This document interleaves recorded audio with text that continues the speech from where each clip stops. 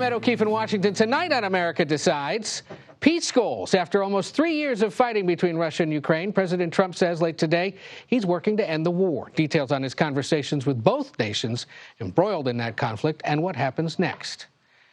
Democrats on DOGE. California Congressman Robert Garcia among those going after Elon Musk during a subcommittee on DOGE. Their first hearing held today.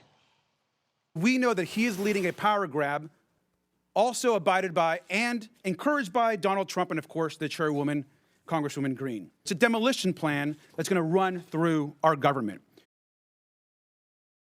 Continue. Tulsi Gabbard has been sworn in as the next director of national intelligence. The president's pick getting the job despite some notable Republican opposition. We'll tell you who exactly. Let's start this evening with Jennifer Jacobs here with me in Washington and Nicole Killian on Capitol Hill. Nicole, of course, is our congressional correspondent. And let me begin with you, Nicole. The notable Republican objector to Tulsi Gabbard was none other than the former Senate Majority Leader Mitch McConnell. What was his reason for voting no? Well, he said that he believes that the role of the Senate is to advise and consent, but that the Senate should not consent when it believes that a candidate is unqualified. And in his view, he believed that Tulsi Gabbard was not qualified, not up to the task for serving as the director of national intelligence, because he believes that she has an alarming lapse in judgment, to use his words, as someone who would oversee the intelligence community, someone who prepares the president's daily presidential brief, that simply there were too many questions with regard to her posture and stance. And while she did answer senators' questions during that confirmation hearing a couple of weeks ago with respect to her views on Russia, the war with Ukraine, with respect to the visit she took to Syria when she was a member of Congress, her views about FISA and government surveillance, ultimately, we saw a number of Republican senators on that committee, even though they had some really sharp questions for her, ultimately fall in line, whether that was Senator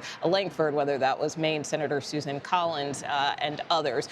They say, or said in their statements ahead of this vote, that they believe that she has satisfied their questions and concerns, which is why they were comfortable with moving forward with her nomination, even though McConnell was a lone Republican who sided with Democrats in opposing her. The White House saying earlier today they were disappointed by McConnell's vote.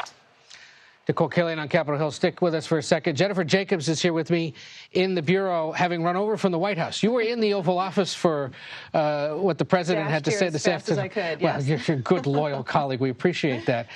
It seems the big headline coming out of that exchange with reporters is him laying out more of his views on where he thinks the situation in Ukraine is headed, and acknowledging now, as the defense secretary did earlier today, that Ukraine may never restore its border to what it was back in 2014. That's right. He told us that his phone call with President Putin lasted about an hour. They did discuss meeting, and the president told us he would like to meet with Putin in Saudi Arabia, perhaps. He said the first time. He hinted that there will be multiple meetings. He talked about a second meeting. He said the first one we'd like to meet in Saudi Arabia. He did say, he expressed confidence that Putin wants this war to end and that he doesn't want the war to continue. He wants a solid, finite end to it. He doesn't want the war to restart later. The president also talked a lot about Europe and funding, and vented a little bit about how the United States has paid, he said, $350 billion to help Ukraine in this war. And he said that Europe has paid far less. So he expressed some frustration at that. But he did say that he thinks that they are getting close to a peace plan. Of course, we asked what his peace plan is. He wouldn't specify what that is. But he talked about how he had a great call with Putin. He truly believes that Putin is ready to end this war. The White House says an American was released by Belarus earlier today, a few hours after the release of Mark Fogel. What can you tell us about how that came together? And is the Fogel release at all connected to this Belarusian release? Right. So we talked to Adam Boehler today, who is the president's special envoy for hostage situations. And Adam told us that this was the second part of a two-part release of people from Belarus. The person that was released today, one is an American and has declined to be identified, asked said, I'm a private citizen. I don't want to be named. The other two are not Americans. One is a Radio Liberty journalist. Right. So I'm not clear on who all these people are. Another person had been released in January who also, I'm not even sure if that person was a citizen or not. Yeah. So it sounds like 4 people released from Belarus in the last few weeks. It doesn't sound like it's directly tied to the American teacher from Pennsylvania, but the president has been really leaning hard on adversaries who have been detaining people to get them out quickly. And shows some goodwill towards the United States to sort of justify the meetings that may now happen between the American and Russian leaders. Exactly. We'll Nicole Killian, back to you on Capitol Hill real quick in our remaining moments. The next big confirmation vote is for Robert F. Kennedy Jr., and after all the ink that's been spilled about him and the concerns raised by Democrats, looks like he's also headed for an easy confirmation, no?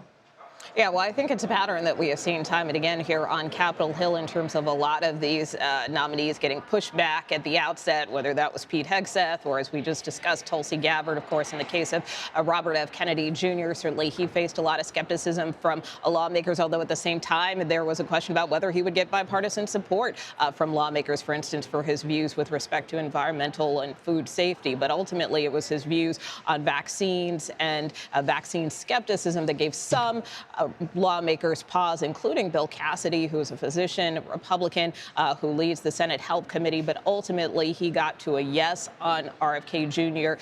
In that committee vote, voting him out of committee after he had conversations with Kennedy and with Vice President J.D. Vance. So, really, once these nominees kind of emerge out of committee, it kind of starts to clear the path for them when it comes to these fuller Senate votes, although there were some Senate Democrats who told me ahead of this vote they thought that there could potentially be some additional no votes, but that remains to be seen as we expect him to likely be confirmed along party lines.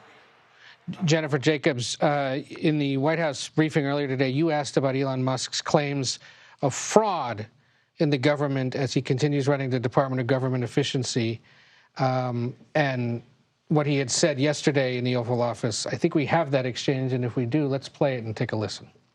Is the White House willing to share evidence of those fraud claims, or can Elon Musk come to the briefing room and share material evidence of what he's talking about? Sure, I would love for Elon Musk to come to the briefing room. That's why we had him go to the Oval Office yesterday, where I think he provided great answers. He was speaking in layman's terms, speaking common sense to all of you in the media, but also to Americans at home. But I would say especially to all of you in the media, because I think it's a real fallacy that there's this alleged lack of transparency when it comes to DOGE. Well, the issue is we don't know what exactly he's doing, where he's doing it, who he's doing it with, what authority they're working on. So that's why there's concerns about the transparency. What did you make of her answer in her defense of what he's doing? Right. It's just really hard to tell if the examples she's citing are examples of waste or things that are in contradiction to the president's policies, or if they actually are fraud or quote-unquote corruption. You've noticed that they've kind of turned away from using the word corruption lately, and they've been sticking to waste and fraud. So she did commit to either having Elon Musk come and address our questions. She said she has receipts, and she's willing to share those, so you can bet that we're going to follow up on that. Interestingly, the president in the Oval Office initiated a conversation about Elon Musk and said he really wants to thank Elon Musk. He said they started out on the DOGE team with about a dozen people. It went up to 25. He said they're now at 100 or more. Who are these people, right? Correct. We don't have a full list of them. We don't know exactly where they are. We don't know how many agencies they're in. We know that they're in at least a dozen agencies, and we know that they have representative and contacts in almost every agency. He did say, the president in the Oval did say that the Department of Education is something that he's focused on changing next. And one of the reporters said, how quickly would you like to close the Department of Education? And he said, I'd like to close it immediately. Yeah. And he called it a con job.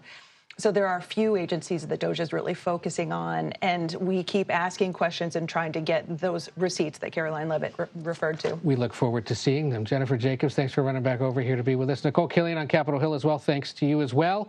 Stay with us. America Decides. We'll be right back.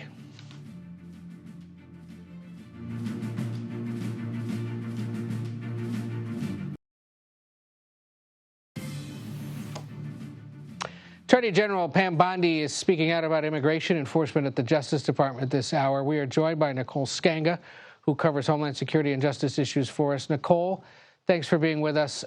Remind us, what would the Justice Department conceivably be up to when it comes to immigration right now? Yeah, well, Attorney General Pam Bondi just took the stand. She has started by talking about efforts to cut criminal gangs like MS-13. It remains to be seen exactly what the announcement there is, but she has been busy pledging support for the Department of Homeland Security's mission. Just earlier last week, she sued Chicago and the state of Illinois over their sanctuary laws, claiming they were unconstitutional and, even undercut the supremacy clause. On day one, she issued several memos, including a memo that called for the Justice Department to put its full weight behind the president's immigration crackdown. And that came just days after a previous memo from her acting predecessor that pledged DEA, ATF, FBI, and U.S. Marshal support for this sort of national immigration crackdown, as we've seen Department of Justice officials join ICE agents on these immigration raids. She also ordered the department to pause the distribution of all funds to sanctuary cities and sanctuary states, something that is likely to be tied up in the courts. But already it has been a busy few days for the Attorney General on the immigration front. Sure, which was a campaign promise and something we know she's been focused on.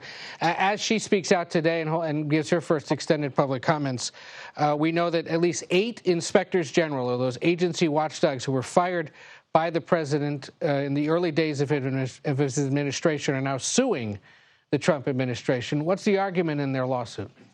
Yeah, it's a pretty big lawsuit, 32 pages, and it argues that the administration, in effect, violated federal law twofold. One, they didn't give Congress a 30 days heads up. They still haven't notified Congress of these firings. And 2, they offered no substantial rationale for the firings. The White House said only in their email that it was part of their changing priorities with this administration. Now, one notable line on page 27 here reads that IGs must be watchdogs, not lapdogs. And in the filing, it goes on to say that this sort of firing in mass has sent a message to inspectors general that nonpartisanship and truth-telling will not be tolerated. The complaint was filed in the U.S. District Court in the District of Columbia. And just to jog our viewers' memories, these watchdogs were dismissed in 2-sentence emails 4 days into this administration.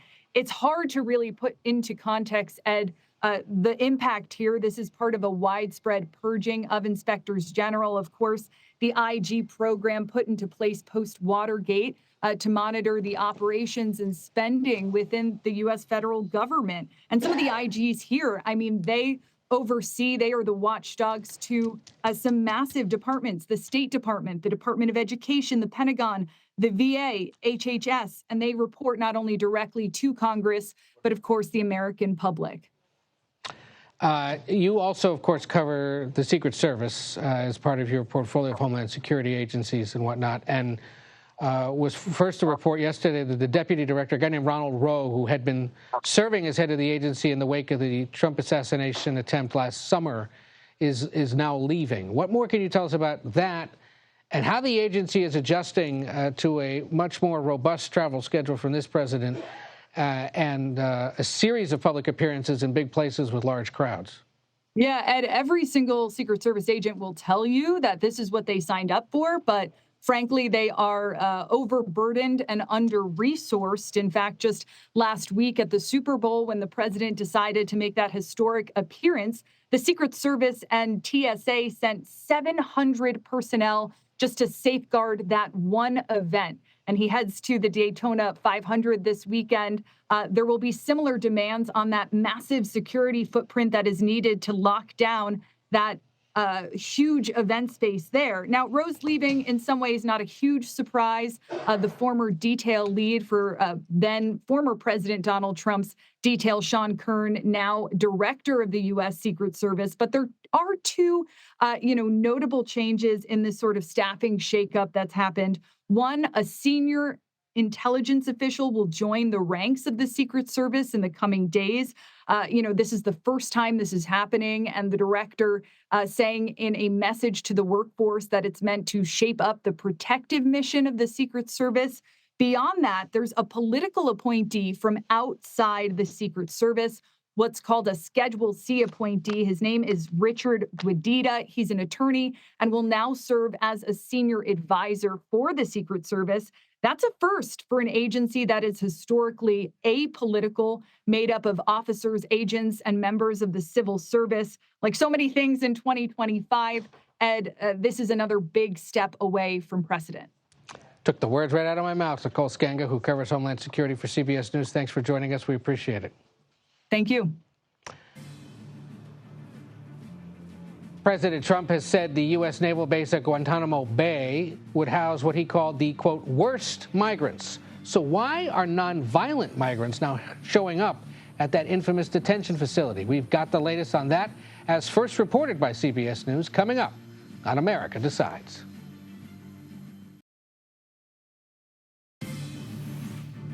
Here we go. Defense Secretary Pete Hegseth says Europe must take more responsibility for its security as the U.S. grapples with its own risks. We're also here today to directly and unambiguously express that stark strategic realities prevent the United States of America from being primarily focused on the security of Europe.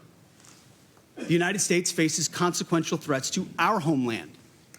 We must and we are focusing on security of our own borders. The Defense Secretary made those comments at a meeting in Brussels. The Vice President, J.D. Vance, is also now in Europe ahead of this week's Munich Security Conference. Our own Olivia Rinaldi is following along and has more. Vice President J.D. Vance heads here to Munich tomorrow afternoon, where the stakes of this year's Munich Security Conference just got a lot higher. Vice President J.D. Vance is going to address the Munich Security Conference on Friday and then meet with Ukrainian President Volodymyr Zelensky. And this all comes as we're learning today about rapidly developing new details in the Trump administration's efforts to end the war in Ukraine. Trump said he spoke with both Russian President Putin and Ukrainian President Zelensky on Wednesday, kickstarting negotiations to end that war. Now, global leaders are descending on this German city over the next 3 days to talk about the most pressing issues threatening international security, and this will certainly come up. The vice president is expected to be accompanied by Secretary of State Marco Rubio as part of the American delegation here in Munich. Back to you. CBS's Olivia Rinaldi in Munich. Thank you. Criminals and suspected gang members aren't the only immigrants being transported to Guantanamo Bay ahead of their planned deportation. According to both internal government documents and U.S. officials, the Trump administration is also sending nonviolent detainees who do not have serious criminal records, or in some cases, any criminal records at all. The Department of Homeland Security confirmed this information after it was exclusively reported by CBS News. And the guy who broke that story, Camilo Montoya Galvez, joins us now. Camilo, what other details can you tell us exactly about these so-called low-risk detainees and how they're ending up at Guantanamo Bay? Well, look, Ed, the Trump administration so far has transported about 100 Venezuelan migrant detainees to Guantanamo Bay, which, of course, President Trump has instructed officials to essentially convert into a massive detention center to hold people awaiting deportation, in this case to Venezuela.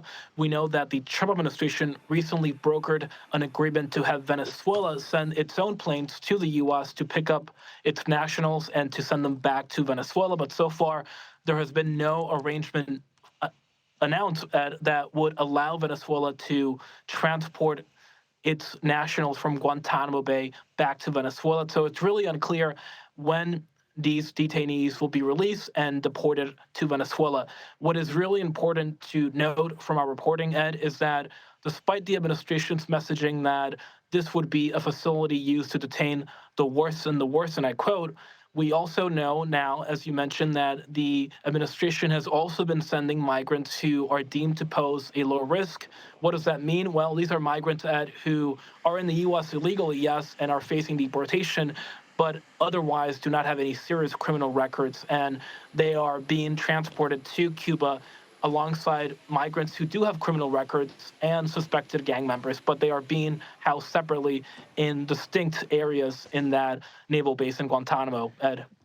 Can you remind us how many migrants total are being held there right now, and what's the ultimate end goal? How many do they want to put there? So right now, there are about 100 Venezuelan migrants held at Guantanamo Bay. The administration has been sending a daily flight from the Texas border to Guantanamo Bay, each carrying about 15 detainees, and so about a dozen each day.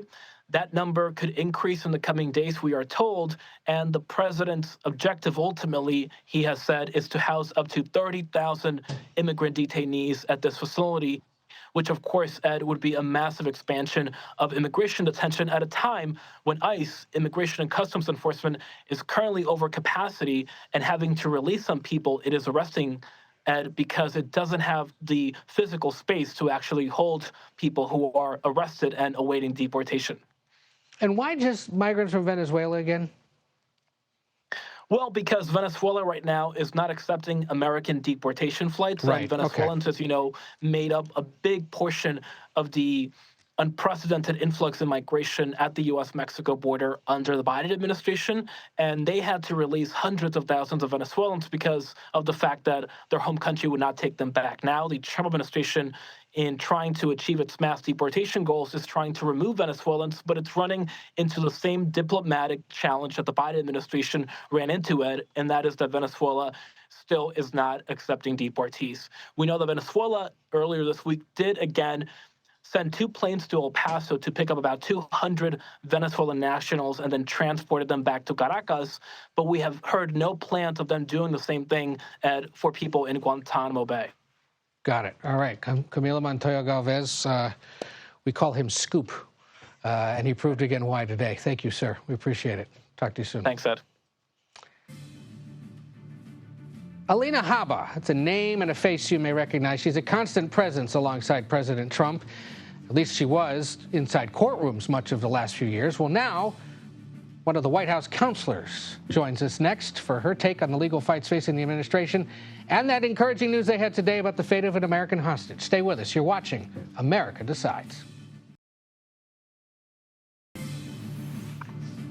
Welcome back to America Decides. We're joined now by Alina Habba, who has an interesting title, which gives her some pretty broad scope over the White House, Counselor to the President, which is a title that really can be determined by each president as they serve. Alina, thanks for being with us. I wanted to sort of start by clarifying what it is exactly you're doing for him now, because you were such a well-known spokesperson and attorney and legal advisor over the course of the last several years.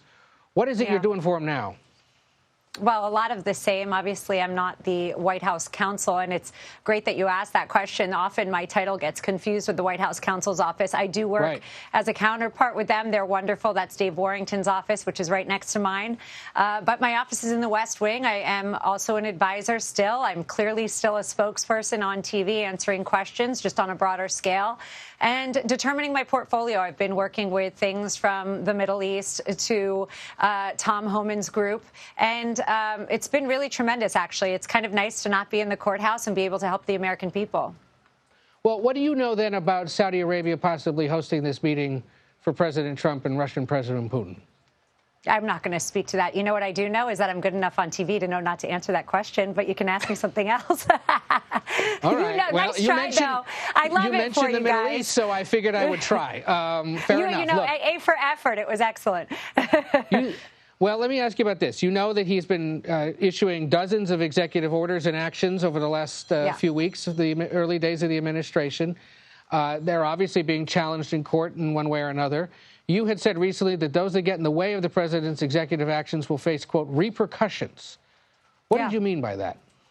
If you looked at Pam Bondi's press conference that was held about 5 minutes, I think that's exactly what I meant by that. Pam Bondi just sued Letitia James, Governor Hochul, and the head of the DMV in New York for ignoring a federal mandate. And that's what's going to happen. If you defy what is signed and executed and what the American people, frankly, voted for on November 5th, you will get sued. You are a state official. Federal government, there's something called a chain of command, and that's exactly what I meant by it. I would refer you to Pam Bondi's press conference, which was held just moments ago. Legal repercussions is one thing. Political repercussions, maybe, for Republicans who don't fall in line? I'm not a politician. I speak from maybe you can't take the lawyer out of me. I might be counselor to the president, but the way I see it is we have a rule of law. You have to follow that rule of law. So when I speak to that. Anything else, I'll leave that to the Hill and the people out there. But I'm not voted by the constituents. And the reality of the situation is this. We had a clear mandate on November 5th, and that was what the American people wanted. And to have some of these rogue judges, to have some of these rogue political AGs, I'll call them, or people trying to make a name for them, Governor Hochul coming out with a press conference the day after President Trump was elected. We don't have time for that. The American people are tired of that rhetoric, and I think that's why the Democrats lost on November 5th in such a major way. When you call them political judges, let's remind people that they're appointed or nominated to the position by the sitting president. There's a guy, Carl. Not all. Well, which ones? Not all. What do you mean by that? Well, you have to look at some of the. Now, you may be talking about executive orders, but listen, unfortunately, and you can I was talk asking about judges. I was asking about judges. You just said political judges. You don't think that we have? You don't think that we have judges that are politically motivated? I recommend you look at the last 3.5 years. Okay, right. But my point is, they're all nominated by a president, right? Some have been nominated in recent years, obviously, by President Biden, others by President Obama, and there are Biden and Obama judges who have weighed in on some of these issues in the last few weeks. Handful, though, were nominated by President Trump in his first administration, others by President Reagan. So you're saying there are Democratic and Republican nominated judges who are being too political at the bench? No, that's not what I said. I said that there are judges that are political. Unfortunately, we've seen judges who have political contributions made, which should not sit on cases, that have still sat on cases. The fact that you're questioning it is concerning to me. But you're talking about state-level judges that make donations or receive donations, there are or federal judges ones? That are. Let me be very clear.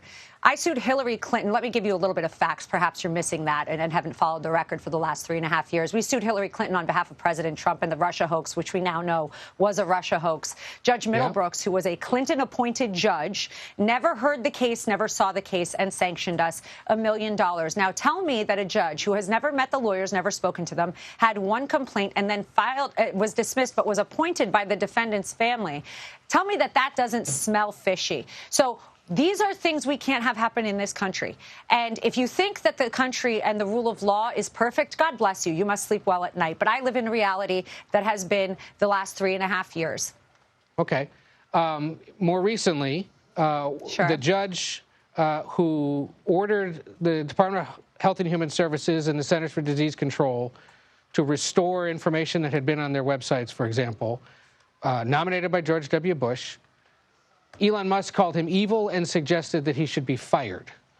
Is that an argument or an action that you would agree with, that the president would agree with, that a judge, by merely ruling against one of your decisions, is evil and should be fired? No, and I love that you're trying to spin it. What I'm saying is this. We have executive orders being put in place. These judges that are then challenging them, we will deal with them in court.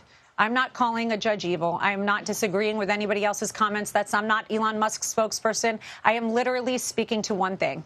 You must abide by what the American people voted on November 5th. And having people try and stop things like Dissent from even getting into the Treasury files is absurd. And to say that would be anything other than that is insane. Look, he was nominated. He was confirmed.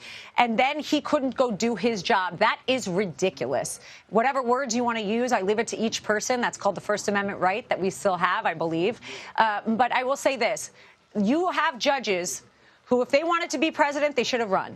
If they want to oppose things, they should have run. Now, if they're doing things based on law or their interpretation of the law, we look forward to fighting that in court the right way, and we will do so. We will abide it, we will appeal it, and we will take it up to the Supreme Court if we need to. And in the case involving Dissent, the judge took that one back, has fixed it, and as you said, it's working its way through the appeals process, as are all these cases. And thank you for clarifying that you, at least, don't believe he should be fired or is evil. Well, I didn't say that. No, don't twist my words. I love it. You guys are great. This is why I don't come on CBS. No, I didn't say that. What I said is everybody can use whatever words they want. But as a lawyer, I'll tell you that we are going to challenge it. I don't know that judge personally, but I will say this. I don't care what you're doing. If you're trying to stop people who were appointed, confirmed by the American people from doing their job, that is not following the American way. It's unconstitutional. There are things called separation of powers. There's the executive branch and the judicial branch. But if you want to tell me that we do not have a problem in our judicial system, after seeing what Tish James, what Hochul's doing, directing transgender surgeries from continuing happening, even though they will lose federal fundings as a hospital, then maybe we should be on a different program. But thank you very much. I appreciate you being here and answering those questions. I wasn't the one raising concerns about judges, but I can appreciate the concerns that the Trump administration has. Yes, no, and that's why we're glad you were here to share them. And like we said, these are all going to be work their way through the court system, and we will cover that. And we appreciate you being here, and we do hope you'll be back. And we'll talk soon. Thank you so much. Alina Habba, counselor to the president, not White House counsel, counselor to the president, one of three. One of the key issues for voters in the 2024 election is getting worse. High prices. New government data shows up 3% on an annual basis, inflation is. Last month, consumer prices rose 0.5%. Marks the fourth consecutive month of rising inflation. President Trump's three-word response, quote, Biden, inflation up. Haima Moore and Justin Safey join us now. Haima is a former director of the Office of the Democratic National Committee chairman, and Justin is a former senior policy advisor to then Florida Governor Jeb Bush, knows about a lot of things that go on in the state of Florida. Good to see both of you. Justin, is it fair to blame the president for these numbers? President Trump, no. President Biden and the Federal Reserve Bank, absolutely. The inflation numbers, President Trump just took office about 3 weeks ago, a little bit more than 3 weeks ago. Those numbers reflect the policies of the previous administration and the Federal Reserve Bank, which I don't think has really been held accountable for their monetary policies, which have led to so much inflation in the last 4 years, which made it a political anchor around the neck of all Democrats in the most recent election. So by all means, now, if we're talking a year from now, different story. But President Trump just took office a few weeks ago. Absolutely not fair by anyone's measure, at least by mine, to hold him responsible for it. Haima, a CBS News poll found 66% of Americans say the president, the current one, isn't doing enough to lower prices. So if he doesn't address this, you think Republicans are going to end up, if not paying at the ballot box, at least feeling some short-term political pain? Yeah, look, I think Republicans are already in trouble when it comes to that matter. I mean, look, I think Donald Trump has done exactly what he said he was going to do, with the exception of one thing. He said he would lower costs and inflation on day one. Costs are up. Inflation's up. Job numbers are down. And so when you think about the politics of this, I think Donald Trump is not spending enough time working toward making those costs go down, inflation go down. So when you talk about DEI, talk about trans issues, I think most people don't really want to talk about that every day. They want to talk about how to make sure that eggs are lowered. Eggs are at an all-time high. That is not good for any administration. And I think to Justin's point, when President Biden became president just 4.5 years ago, I think Republicans were very quick, even 3 weeks in, to say it was Biden's fault for the economy. And so I think the economy, in theory, is in a strong position, yet inflation's still high because Donald Trump and his administration hadn't done anything yet to lower those costs. Although these inflation numbers reflect the final weeks of the Biden administration last year. So to some extent, the current president is fair to suggest that this was the last guy's issue. But Justin, let me ask you. Go ahead, Haima. And I was going to say, when he ran for president, he told the American people he would lower these costs on day one. And regardless of if that's possible or not, he has not done that. And I think the American people are going to really look at the president to do that. And he hasn't done that yet. And that's a problem. Which is where I was going with my next question. So you anticipated where I was going. Justin, how long can he go blaming the last administration before he has to take some of the blame for this, you think?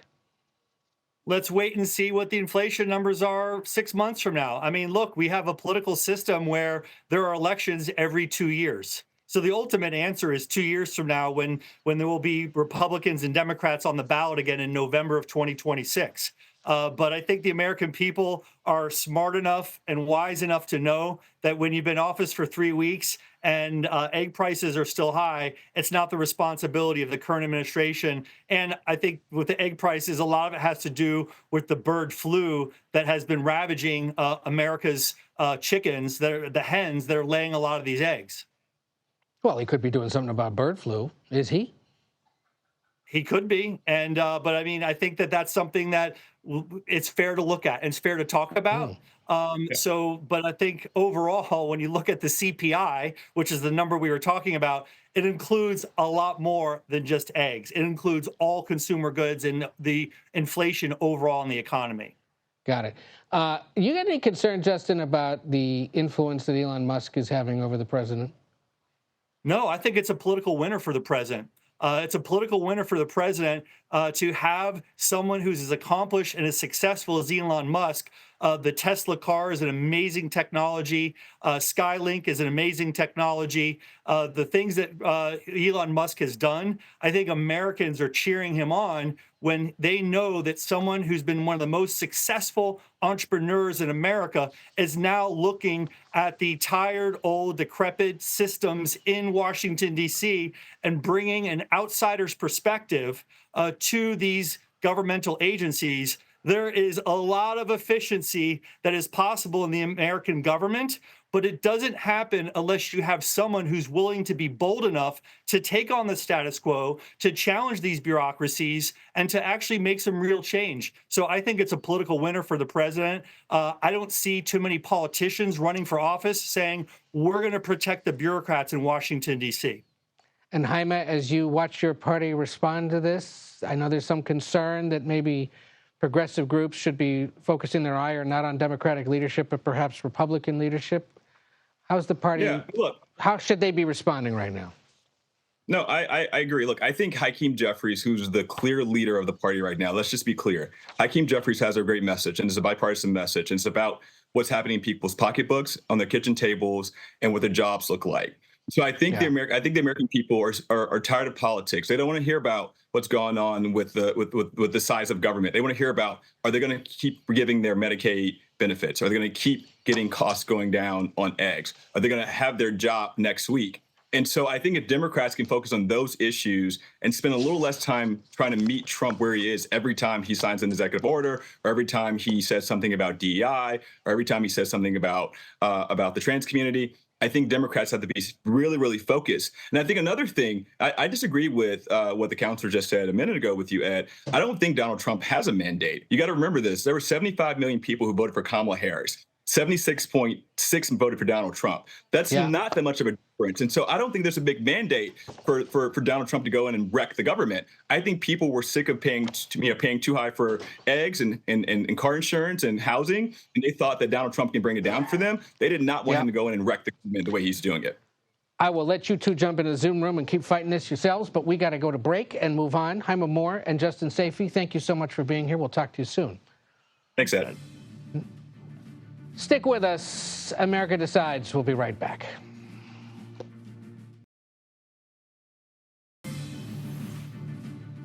In the wake of President Trump's expansive executive actions, legal minds are weighing the question, is the nation currently facing a constitutional crisis?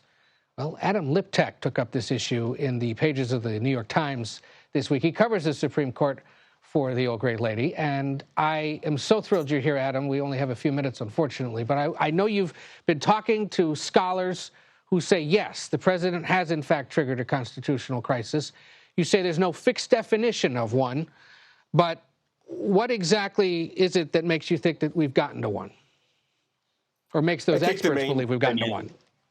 Yeah, no, what the professors are saying is that this blitz of executive orders and the 40 lawsuits they've given rise to indicate that the president is not only taking issue with individual statutes and being constrained by Congress, but believes that he has the primary role in the constitutional structure, greater than Congress, greater than the courts. And we're starting to have some serious evidence of that even with a Republican-controlled Congress, he wants to go it alone. He wants to be the boss of everybody. One of the short-term tests of this might be if and when the issue of trying to undo birthright citizenship reaches the court. And you write that if that, in fact, gets to the high court, that might be the one they rule on fastest because it would be hardest for him to disobey. Explain that. So I think the court is looking for a splashy occasion to rule against Trump, to assert their dominance and independence. And if they say birthright citizenship means what most people think it means, which is that if you're born in the United States, you become a citizen, it's kind of hard for President Trump to say, I disagree, and I'm going to instruct every hospital administrator to track down the citizenship status of the parents of every newborn. It's just a procedural nightmare, and that makes it attractive to the court, which is not going to want to rule against President Trump in a case where it's easy for him to disobey, but would rather look for something where if the Supreme Court says you have the right to citizenship, the president is, just as a logistical matter, going to find it hard to disobey. All right. Adam Liptak, who covers the Supreme Court with the New York Times, apologies for having to cut it short, but we appreciate you being here. We hope you'll be back to talk about it as all of this continues to play out. An important read that you can read at NewYorkTimes.com. Adam, thank you. Great to be with you. Up next, we ask this question of the now former director of the Office of Government Ethics. Is there a constitutional crisis? Stay tuned for his answer as you're watching America Decides. One of those recently let go by the Trump administration was a guy named David Heidema, person responsible for overseeing ethics for the entire federal government. Today, we spoke with him here in Washington and asked him how he found out he was being let go. I received a short, to-the-point, two-sentence email from someone with the White House's Office of Presidential Personnel that essentially just said, on behalf of the president, he was informing me that I was removed from my position as director of OGE and thanking me for my service, and that was that. I hear all the time about people who have gotten that kind of an email. What was your reaction when you read it? I'd say the overall emotion is really one of great disappointment. You know, this job that I was appointed to is supposed to be a 5-year fixed term. So you kind of know going in that you will be serving across multiple administrations. So that was something I was considered. I had considered. I was committed for the 5 years. I was committed to working in good faith with any administration, including this one. I thought we were off to a good start. I really loved our mission and our team, so it's really disappointment at that personal level. There are now at least 8 inspectors general who were fired, a woman who was on the Merit Systems Protection Board, a handful of other people who are either suing or thinking about suing to get their jobs back, or to at least make the legal point that what the president did was illegal in removing them. Are you considering any legal action? So this is all still so new and sudden for me. I really have no idea what's coming next, and I'm just starting to kind of turn my mind in that direction. So I'm really not sure. Okay. I think it sort of underscores the point. The one comfort, right, is it doesn't appear to be personal. I'm in good company, and it really speaks, I think, to an effort to kind of dismantle all of the institutions across the government that are set up to serve as kind of an independent voice for integrity and for accountability. Given this focus on officials like yourself who were holding what were traditionally nonpartisan positions and ousting them often late on a Friday night, where do you fall on that debate over whether it's a constitutional crisis or something else? I can speak to my position, what happened to me, and the role of the Office of Government Ethics. It was Congress that established OGE. It was in the wake of Watergate around the same time as the kind of modern IG establishment was created. And the whole notion and structure was to have an organization still within the executive branch, but able to take a nonpartisan, non-politicized, matter-of-fact, by-the-book approach and be that voice of integrity where it's needed. And so I do think it's true that my removal from this position flies in the face of that vision of Congress. And in that sense, there is a problem in terms of honoring legislation and legislative intent. Over the 4 years of the first Trump administration, there was a lot of concern about whether the guardrails would hold. You think they're going to hold over these 4 years? I don't know, and I guess I will be watching from the sidelines now. That does it for today. We'll be back with another edition of America Decides tomorrow at 5 p.m. Eastern. Stay tuned. The Daily Report starts right now.